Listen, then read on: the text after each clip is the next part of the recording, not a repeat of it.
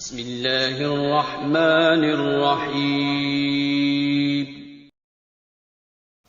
السلام علیکم ورحمۃ اللہ وبرکاتہ۔ رسول اللہ صلی اللہ علیہ وسلم نے فرمایا، تم میں سے کوئی ایک فرد اس وقت تک مومن نہیں ہو سکتا جب تک اس کے دل میں میری محبت اس کے باپ، اس کے بچوں اور تمام لوگوں سے زیادہ نہ ہو جائے۔ رسول اللہ صلی اللہ علیہ وسلم نے فرمایا، جنت میں ایک آدمی کا درجہ بلند کیا جاتا ہے تو وہ کہتا ہے کہ میرا درجہ کیسے بلند ہو گیا، حالانکہ مجھے تو یہاں نیکی کا کوئی موقع بھی میسر نہیں۔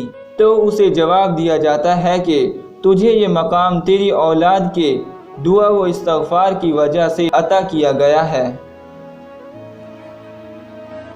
ذمہ داریاں خود طلب نہ کیجیے۔ رسول اللہ صلی اللہ علیہ وسلم نے فرمایا، منصب و عہدہ کبھی مانگ کر حاصل نہ کرو، اس لیے کہ اگر تم نے ذاتی حیثیت سے اس کی طلب کی تو پھر اسی کے سپرد کر دیے جاؤ گے۔ البتہ اگر بن مانگے تمہیں کوئی منصب و عہدہ مل گیا تو پھر اللہ تعالیٰ کی جانب سے اس میں تمہاری مدد کی جائے گی۔ رسول اللہ صلی اللہ علیہ وسلم نے فرمایا، جو شخص اپنے بھائی کی غیر موجودگی میں اس کی عزت و ناموس کو بچائے، اللہ تعالیٰ قیامت کے دن دوزخ کی آگ سے اس کے چہرے کی حفاظت فرمائے گا۔ رسول اللہ صلی اللہ علیہ وسلم نے فرمایا، اگر ابن آدم کی 2 وادیاں مال ہو تو پھر بھی وہ آرزو کرے گا کہ مجھے ایک تیسری وادی بھی مل جائے۔